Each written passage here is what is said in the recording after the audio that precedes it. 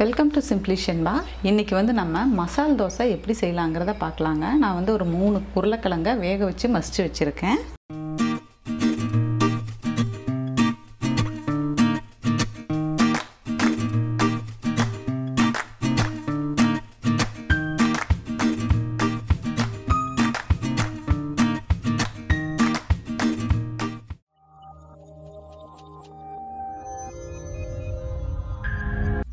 அடுப்பில் ஒரு கடாய் வச்சுருக்கேன்.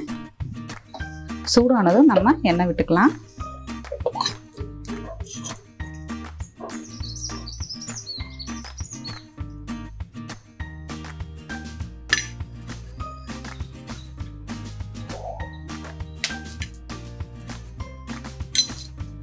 எண்ணெய் சூடாயிடுச்சு. இப்போ நம்ம கடுகு சேர்த்துக்கலாம்.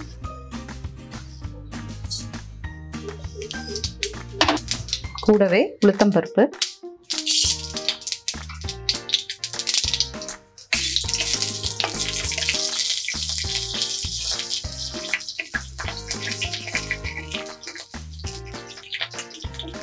அது கூடவே பெரிய வெங்காயம் ஒன்று நல்லா பொடியாக அரிஞ்சு வச்சுக்கோங்க.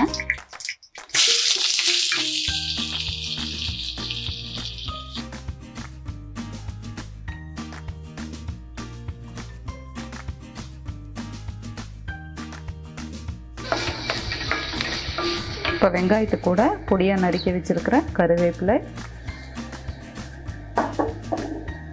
பச்சை மிளகா பொடியாக நறுக்கி வச்சுருக்கிறது,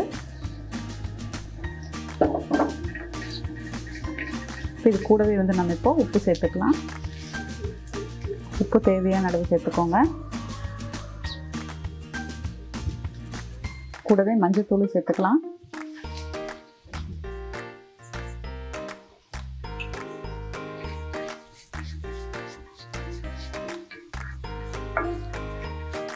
காரத்துக்கு பார்த்தீங்கன்னா நான் பச்சை மிளகா 1 தான் சேர்த்துருக்கேன். இது கூட நம்ம இன்னும் கொஞ்சம் சாம்பார் தூள் நான் சேர்த்துக்கிறேன்.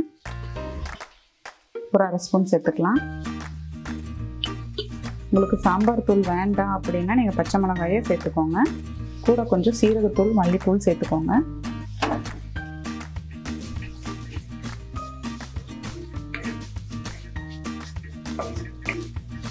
இப்போ நம்ம பொடியாக அரிஞ்சு வச்சிருக்கிற மல்லித்தழை சேர்த்துக்கலாம்.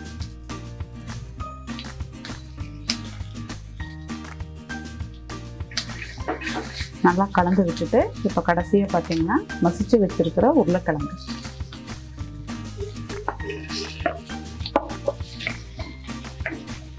நல்லா மிக்ஸ் பண்ணி விட்டுடுங்க.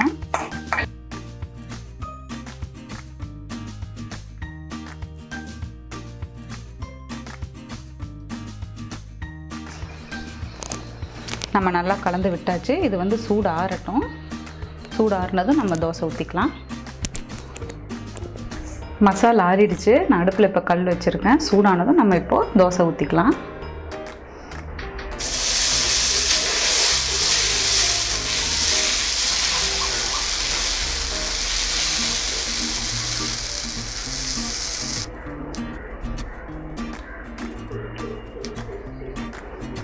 தோசை கொஞ்சம் வேகட்டும். அதுக்கப்புறம் நம்ம மசாலா ஃபில் பண்ணிக்கலாம்.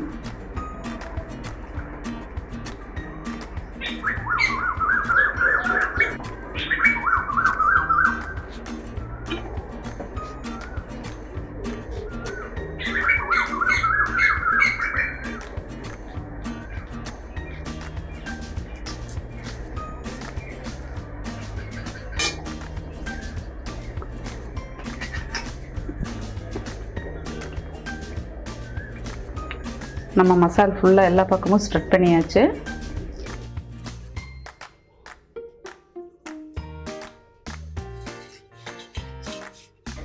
மடக்கி போட்டுக்கலாம்.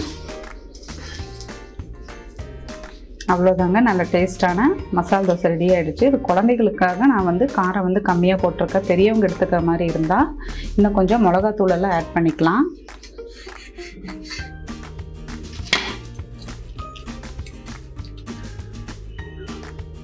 சிம்பிளி ஷென்பா சேனலை சப்ஸ்கிரைப் பண்ணாதவங்க சப்ஸ்கிரைப் பண்ணிடுங்க. கூடவே பெல் பட்டனையும் ப்ரெஸ் பண்ணிடுங்க. தேங்க்யூ.